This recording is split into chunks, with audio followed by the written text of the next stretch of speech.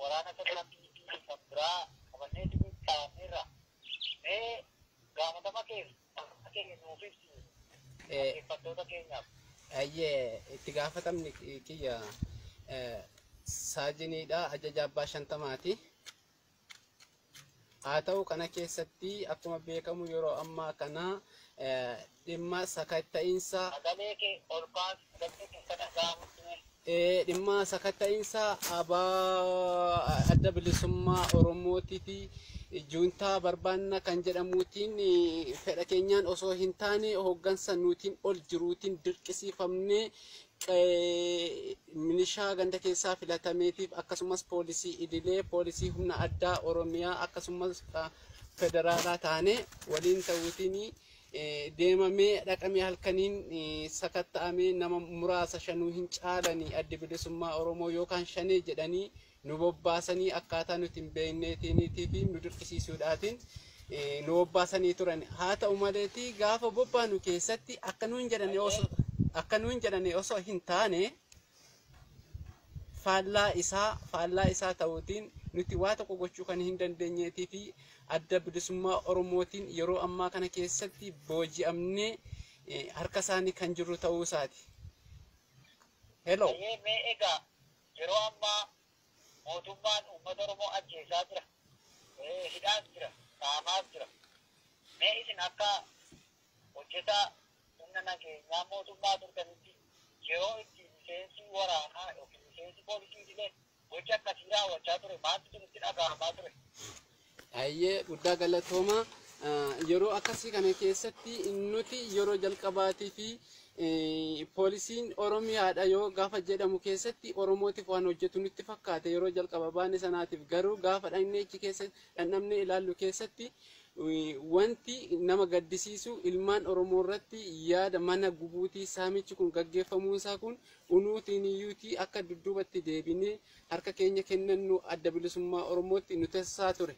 haa ta'u malee hanga sa'aatii kanaatti baramma kanaa kan nu lakkoofsisee akka adda bilisummaatti harka keenya hin kennanneetiif immoo kan nu godhani holola sobaa nutti afarsuutiin hooggantoonnii fi qaamni ol nu aalaa nu olitti jiru kuni adda bilisummaa Oromoo sin ajjeesaa harkatti laattatiinaa juuntaa faana irra ta'eetii waliin hojjechaa jira nuun jechuutiin akkaataa kanatti nu sobaa fi nu goyomsaa turaniiru. haa ta'u malee immoo kan badii raawwachaa jiru adda bilisummaa Oromoo osoo hin taane poolisiin Oromiyaa ta'u, poolisiin addaa Oromiyaa ta'u, ilmaan adda biyyaa keessa jiran haala mootummaan amma irra jiru taasisee maal gochuu qabu? Dhaamsa maalii qabdu? Hayyee guddaa galatooma. Ani isaan duwwaa miti.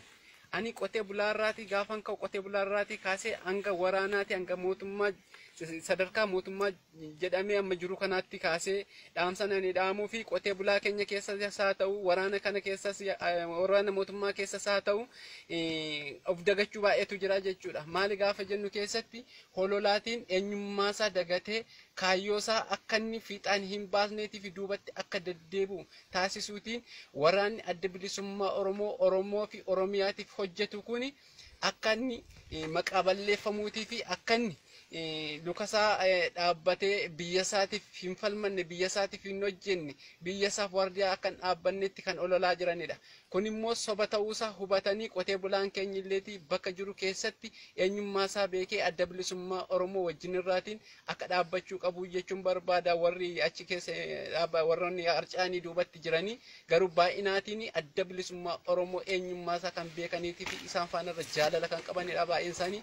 Akkasumas barataa fi barsiisaa akkasumas hojjettoota mootummaa garaagaraa waraana poolisii Oromiyaa milishaa adda Oromiyaa akkasumas immoo federaalaa makalaakaa keessa kan jiran ilmaan Oromoo sanyiin kush eenyummaasaa beekee kaayyoosaa fi kaayyoo adda bilisummaa Oromootiitii fi hireesaatiif akka inni hojjechaa jiru akka inni taphachaa jiru baree dhufee adda bilisummaa faanarra hiriiree akka inni of yaadatuutii fi biyya isaatiif akka hojjetu kan jedhu dhaamsa dabarsuun barbaada.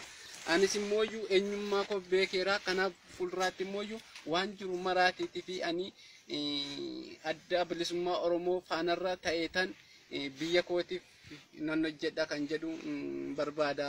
Guddaa galatoomaa kana carraa kana argadhee simbaanarraa carraa kana argadhee yaada koo ibsachuutti guddaan si galateeffadha. Baay'ee galatoomaa sin jechuu barbaada.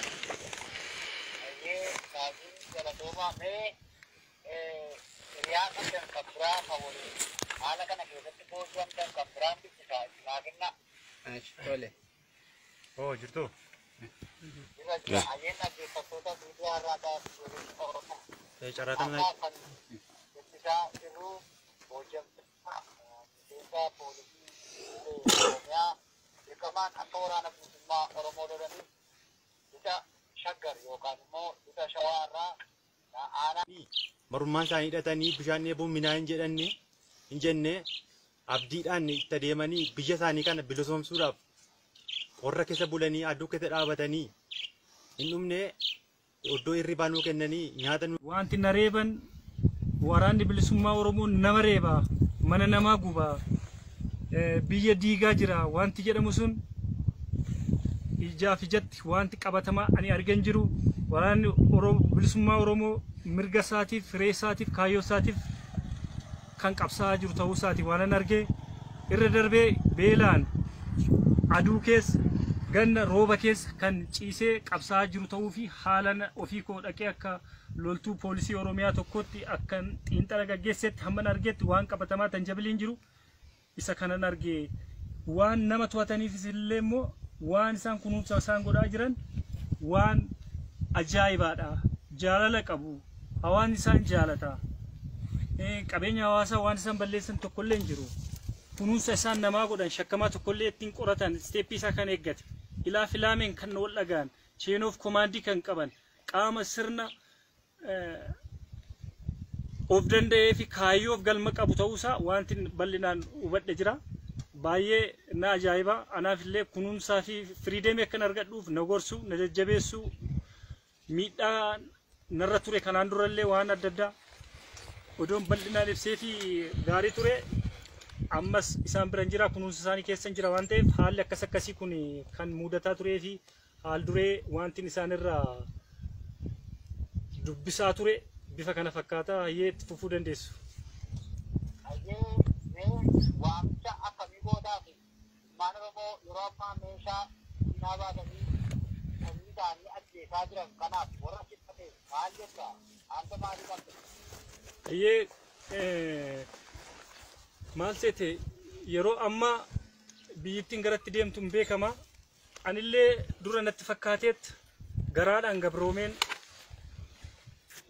sababa miindaa qofa qabuun mana kiraayii keessa doon jiru garboomeen jiraachaa ture dhufee gaafan kaayyoo laalu duras illee nan beeka garbummaatu narra jira sammuu kiyyan nan burjaajee garboomeen jira sammuu koo gurgureen jiraachaa ture jara bira amma ergan isaan bira dhufee sammuun kiyyallee bilisummaa qaba waan ta'eef warreen fakkaatonni koo fi warreen jaalleen koo immoo warri hiriyoonni kiyya bakka jiranitti biyya alaas ta'e biyya keessas waraana keessas ta'e makalaa raayyaa ittisa biyyaa keessas ta'e poolisii Oromiyaa keessas ta'e biyya alaa biyya keessa mana barumsaa keessa kolleejjii keessa yuunivarsiitii keessa illee jiraatan ani waamichan isaaniif godhu yoo jiraate kaayyoo waraanni bilisummaa Oromoo qabu kana kaleessarraa kaasee. Sagalmoo saddeetii.